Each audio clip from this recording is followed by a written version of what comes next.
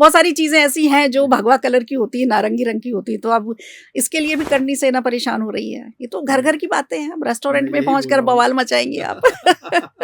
मैं यही बोल रहा हूँ कि जब हमारे आने को भी आप बवाल बोलते हैं तो फिर तो भगवान ही मालिक है हिंदुस्तान में। लेकिन करनी सेना अपना काम कर रही है। और केसरिया जो रंग होता है वो हमारे शौर्य का प्रतीक होता है। बिल्कुल बिल्कुल। तो उसको लेकर दिल थोड़ा आहत होता है। और हम सेंटिमेंट लोग हैं, भावनाएं हमारी वैसी हैं। हम सोचते बड़ा दिल से हैं, दिमाग तो होता नहीं है सब। जज्बा है, दिल है, और दिमाग से हम ज्यादा काम लेते नहीं है, नहीं तो हम भी पॉलिटिकल हो जाएंगे। तो केसरिया हमारा शौर्य का प्रतीक है। और केसरिया रंग का जो अपमान होता है तो वहाँ हमारा दिल थोड़ा सा दुखता है। तो हमने बवाल नहीं काटा है वहाँ, हमने जाके रेस्टोरेंट मालिक को समझाया है कि ये चेंज कर सकता है। उसने बिल्कुल किया और हमारी बात मानी, उसके लिए उसको भी धन्यवाद। चलिए, बवाल तो आपने पहले भी बहुत काटा है, बहुत कांड हुए हैं। एक दो कांड हम और याद दिला देते हैं आपको। फिल्म आती है जब, तो अगर इतिहास से छेड़छाड़ होती है, वैसे मैं इस पक्ष में बिल्कुल नहीं हूँ कि इतिहास से छेड़छाड़ होनी चाहिए। जो शौर्य है राजपूताना का, या जो हमारे राजा महाराजे हैं, रियासतें हैं, उनके मान सम्मान का हमेशा ध्यान रखना चाहिए। और मैं जो फिल्म मेकर्स हैं उनसे भी मेरी यही गुजारिश है इस मंच से कि इतिहास के साथ छेड़छाड़ ना की जाए। और करनी सेना जब आती है तो वो जब इतिहास से छेड़छाड़ होती है तो मैं ये कहूँगी कि सबसे पहले जो विरोध दर्ज कराता है वो करनी सेना ही होती है। लेकिन नाक काट देंगे, बिल्कुल कहेंगे, तो ये तो थोड़ा ज्यादा नहीं हो गया? एक इतनी प्रसिद्ध अभिनेत्री हैं और उनके लिए आपने बोल दिया कि उनकी नाक काट देंगे हम। प्रसिद्ध अभिनेत्री हैं आपने बोला, बहुत अच्छी बात है। लेकिन प्रसिद्ध होने का ये पैरामीटर नहीं कि आप मर्यादा उल्लंघ जाओगे, या जो कृत कर रहा है फिल्म मेकर उसमें आप भूमिका निभाओगे। आप, अगर मैं छोटी सी बात बोलता हूँ, अगर आपको फिल्म मेकर बोलता है कि आप कुछ सीन ऐसे होते हैं जो फिल्म वाले नहीं निभा पाते हैं, तो वो तो आप निभाते नहीं हो। दीपिका पादुकोण से हमारा विरोध इतना ही था कि आप फिल्मा, जो आप पे फिल्माई गई है पिक्चर पद्मावती, उसका विरोध हम कर रहे हैं, ठीक है। उसमें संजय लीला भंसाली का तो दिमाग सुधार ही दिया हमने, ठीक है। उनको थप्पड़ दिया था, वो तो जूते, उसने तो जूते खाए हैं, थप्पड़ खाया उसने, उसका दिमाग तो सुधार ही दिया।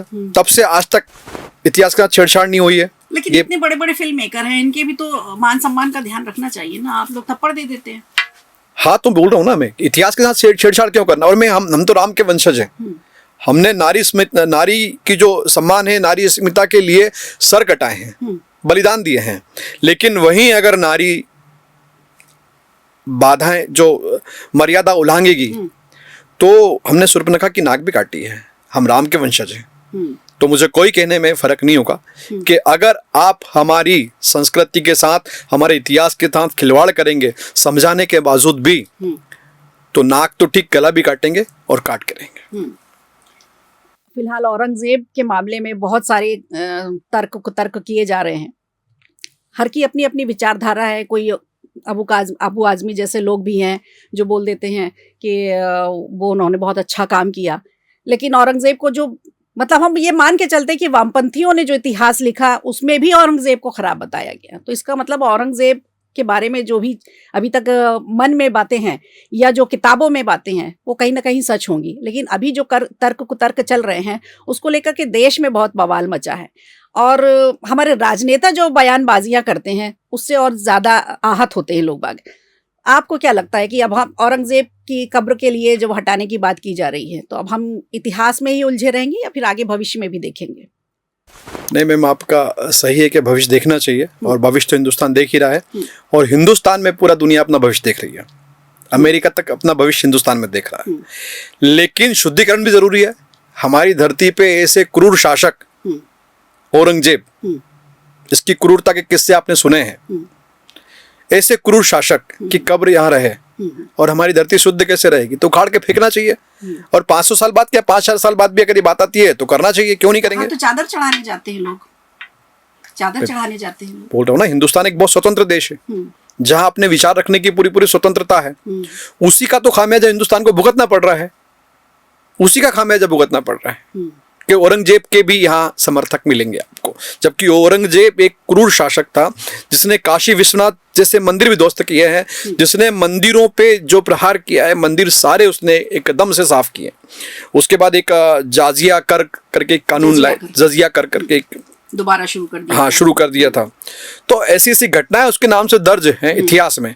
तो 500 साल के बाद जागे तो जागेंगे हम, तो जब जागेंगे तब सवेरा है। तो 500 साल के 5000 साल के बाद भी अगर होता तो हमें अपने भारत का शुद्धिकरण करना है तो हम करेंगे। इसके पहले ऐसा माहौल नहीं था। लोग कहते हैं 2014 के बाद इस तरह का माहौल बन गया। केंद्र में मोदी जी आ गए हैं, उत्तर प्रदेश में योगी जी हैं, वहां से वो बुलडोजर चला देते हैं। तो अब क्या लोगों में ताकत आ गई है या लोग बोलने की हिम्मत रखने लग गए हैं? इसके पहले नहीं बोल पाते थे। जी, एक पीढ़ी होती है मैम, जो पीढ़ी बदलती है ना तो वो सब कुछ बदलती है।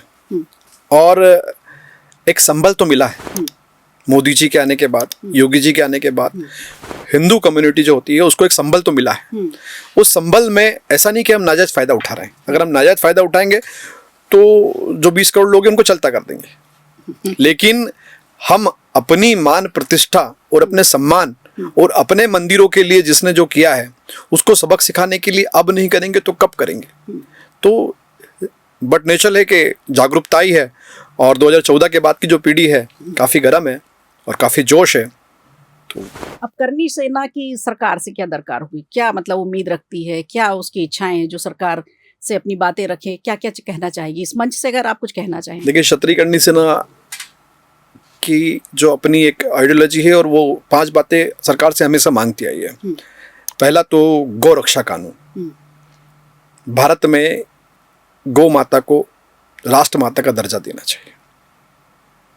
दूसरा, EWS के लिए लड़ाई जो है, स्वर्ण वर्ग को जो आरक्षण होता है EWS का, उसका सरलीकरण हो, उसका कोटा बढ़ाया जाए और उसकी बाध्यता हटाई जाए। तीसरा जो है, हमारे जो पुजारी है, मठ मंदिर जो हैं, उनका मालिकाना हक उन्हीं को दिया जाए।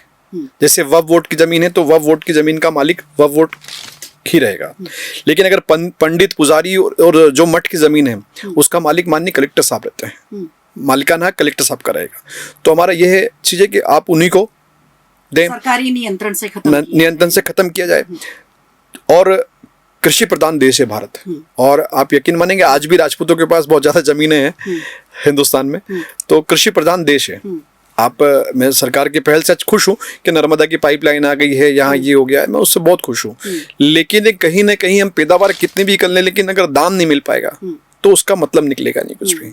आज भी हिंदुस्तान में 70 साल के बाद भी ये कंडीशन है कि किसान आत्महत्या करता है, क्योंकि उसको जमीन तो है, ऋण भी है, बिना ब्याज के लोन भी है, लेकिन उसकी फसल का दाम नहीं है। आज महंगाई आप देखेंगे तो कहाँ है, और किसान की जो फसल है 2000 रुपये क्विंटल गेहूँ है, 4000 रुपये क्विंटल सोयाबीन है। पैदावार बहुत ज़्यादा है देश में। पैदावार पहले से कहीं ज़्यादा होने लगी है, सुविधाएं मिलने लग गई, लोन मिलने लग गए, और योजनाएं भी बन रही, केंद्र से भी बन रही हैं और राज्य सरकारें भी दे रही हैं। तो पैदावार तो बढ़ी है, लेकिन किसानों को मुनाफा नहीं है।